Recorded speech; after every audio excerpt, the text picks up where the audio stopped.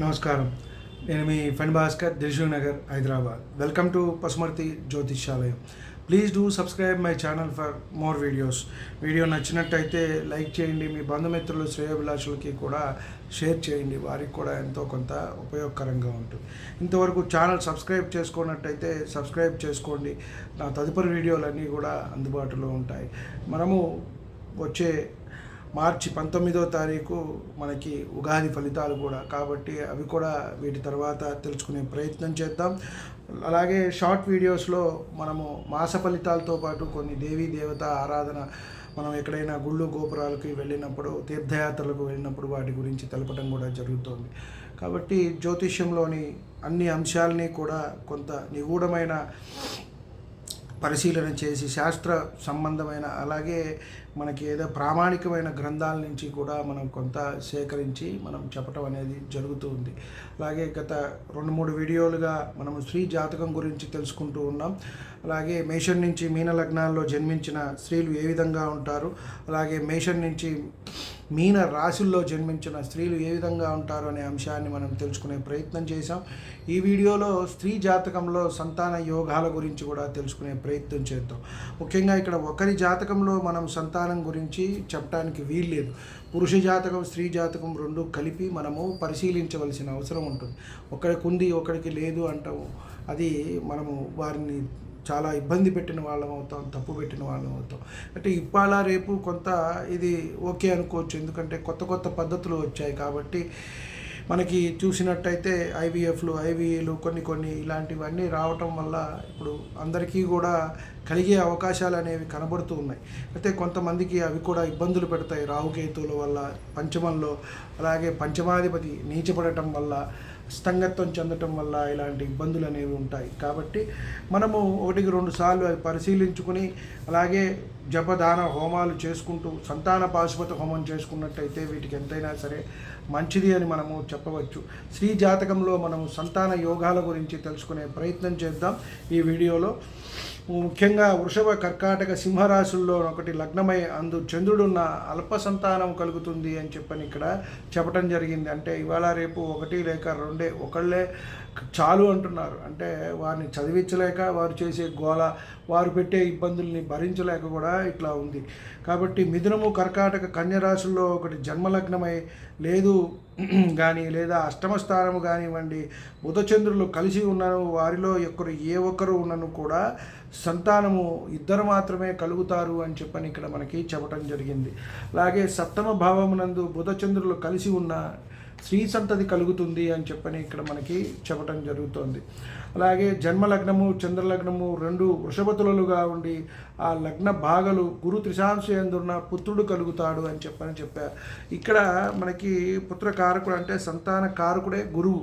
కాబట్టి ఇక్కడ వృషభ తులలు ఇక్కడ ముఖ్యంగా మనకి 2 చెప్పారు. ఈ 2 కూడా ఇక్కడ స్త్రీకి, శుక్రుడికి సంబంధించినవి కాబట్టి ఇలా చెప్పడం జరిగింది. ఇక్కడ నవభావం నందు శుభగ్రహములు ఉండి సప్తమం లేదా అష్టమ భావం నందు పాపగ్రహములు ఉంటే వీరికి అధిక సంతానం కలుగుతుంది అని చెప్పడం జరిగింది. చతుర్థ భావం నందు శుభగ్రహ సంబంధములు లేని పాపగ్రహములు ఉన్నా కూడా అధిక సంతానము వీరికి కలుగుతుంది అని ఇక్కడ చెప్పడం జరిగింది. సప్తమ భావము అలాగే దాని యొక్క నవాంశాధిపతి కూడా శుభగ్రహాలతో ఉంటే చక్కని సంతానము, పేరు ప్రఖ్యాతులు, మంచి సంతానం కలుగుతుంది. వారి వల్ల ఇబ్బందులు కూడా తక్కువ ఉంటాయి అని మనం చెప్పవచ్చు. వృషభ, సింహ, కన్య, వృశ్చిక రాశుల్లో ఒకటి జన్మలగ్నమై పంచమ స్థానమునందు చంద్రుడు ఉన్న అధిక సంతానం కలుగుతుంది అని చెప్పని ఇక్కడ మనకి చెప్పడం జరిగింది. అలాగే జన్మలగ్నం నుండి గురువు ఉండి, జన్మలగ్నమునందు గురువు ఉండి పంచమము శుభగ్రహాంశయందుతో వీరికి కూడా బహుపుత్రులు కలుగుతారు అని చెప్పి అంటే ఇక్కడ పంచమాన్ని కూడా గురువు వీక్షిస్తూ ఉంటారు, చూస్తూ ఉంటారు. అలాగే జన్మలగ్నం నందు బుధ చంద్రులు కలిసి ఉన్నచో ఉత్తమ గుణముల సంతానం కలుగుతుంది, ఉత్తమ గుణములు ఉన్న సంతానం కలుగుతుంది అని మనం ఇక్కడ చెప్పవచ్చు. సప్తమ స్థానము రవిరాహులు కలిసి ఉన్నతో కొంత ఇబ్బంది ఉంటుంది సంతానానికి.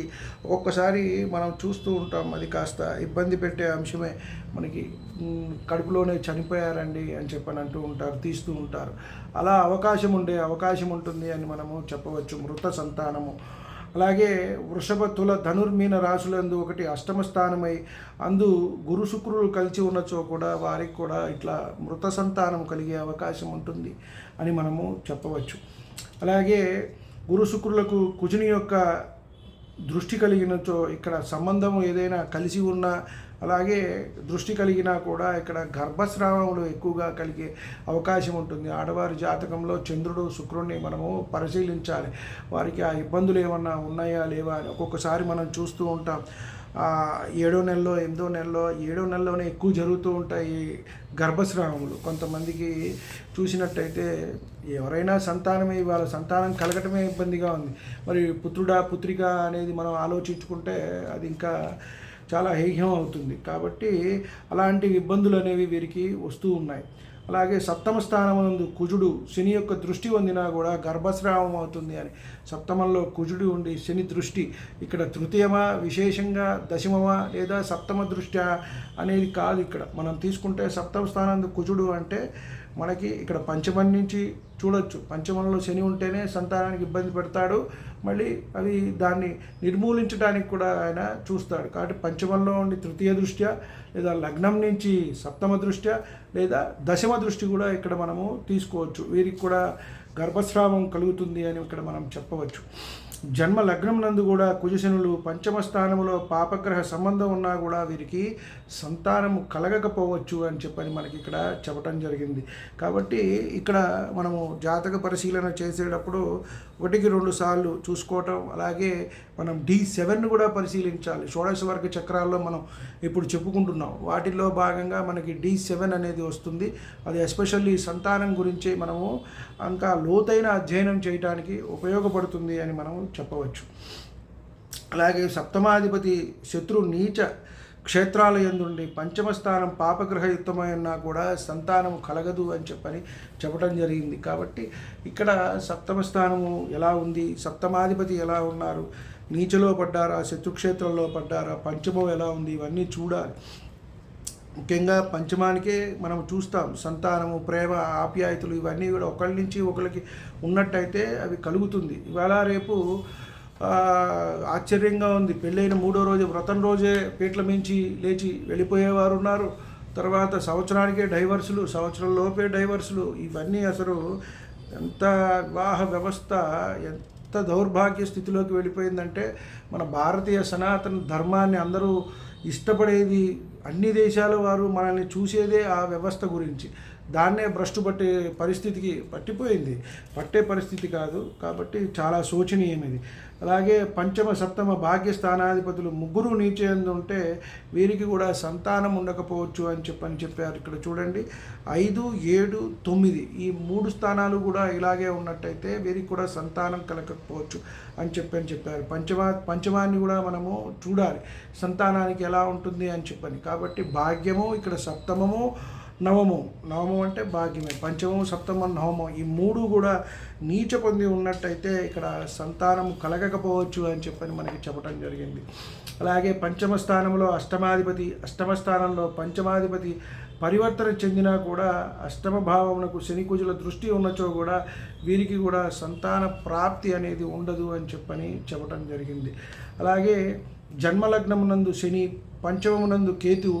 ఇక్కడ ముఖ్యంగా రాహుకేతువుల ప్రస్తావన అనేది ఎక్కువగా మనం చెప్పుకోవాలి. పంచమనందు రాహు కేతువు ఉన్నట్టయితే ఇటువంటి ఇబ్బందులు అనేవి వీరికి కలుగుతాయి. అలాగే ఇక్కడ గురువు కనెక్షన్ వస్తే రాహుకి మళ్ళీ పుత్ర సంతానము, ఎక్కువ సంతానము కలుగుతారు. కేతువు వచ్చినట్టయితే ఇక్కడ ఇబ్బంది పెట్టి లోపలే మనకి ఇందాక మనం చెప్పుకున్నట్టు మృత సంతానం కలిగే అవకాశం ఉంటుంది, లేదా అబార్షన్స్ అయిపోయే అవకాశం ఉంటుంది 7వ నెలలో అని మనము చెప్పవచ్చు.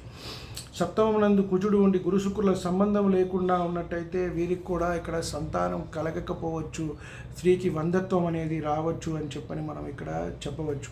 ఇది చాలా బాధాకరమైన విషయమే మనం చెప్పడానికి.